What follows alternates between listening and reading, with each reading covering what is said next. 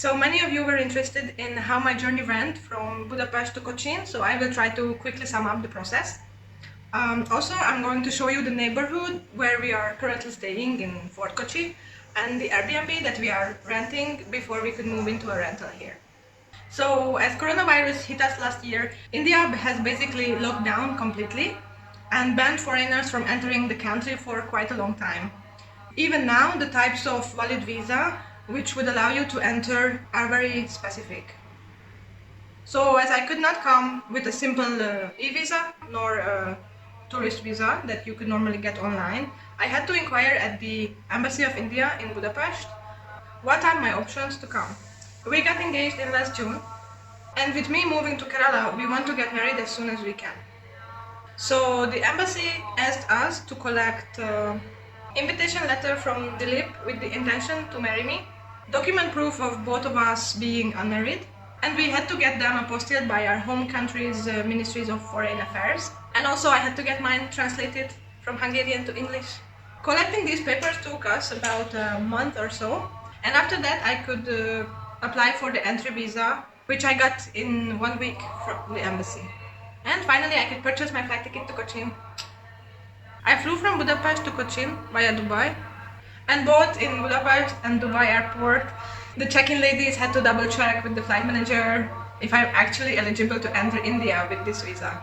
I also had to provide a negative PCR test taken no more than 72 hours before my departure. I took an overnight flight, so sleepless but excited.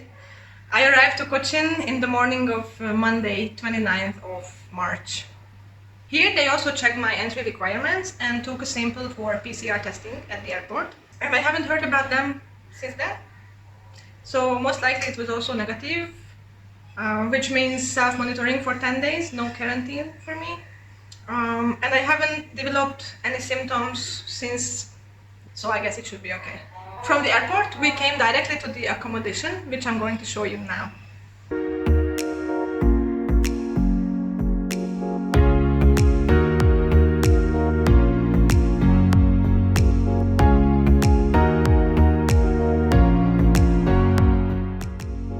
So this is our Airbnb home tour. We're going to live here for like 1 month. Hopefully after that we can move to a rental.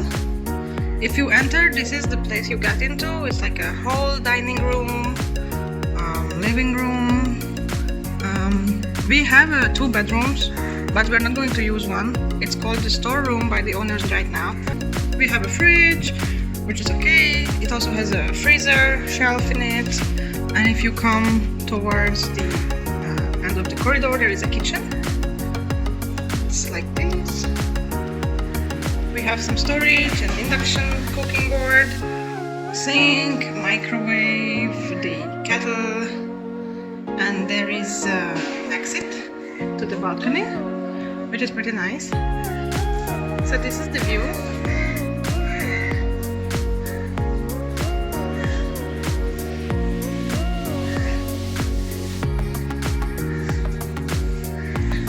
On the balcony we have a washing machine.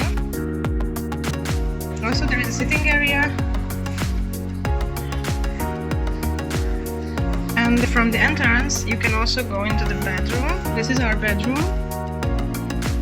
It's like nothing extra, just a nice bed, an AC, the ceiling fan, a big wardrobe. We also have some cupboards up here, but since I'm really short, I don't think we're going to use these. And there is a bathroom here, which is neat, totally fine. There is everything.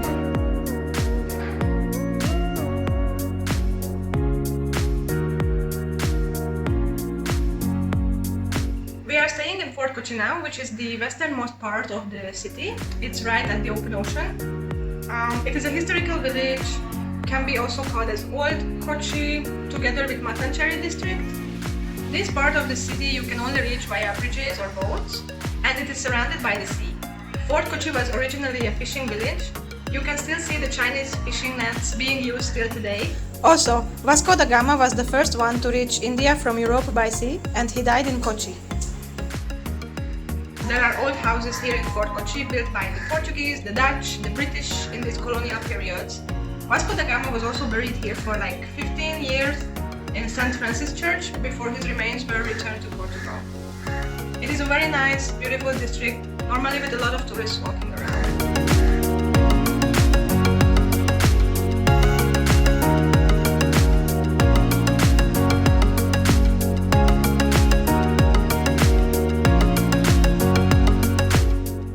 I will update you all about recent marriage developments and our adventures of finding an apartment to rent in the next chapter.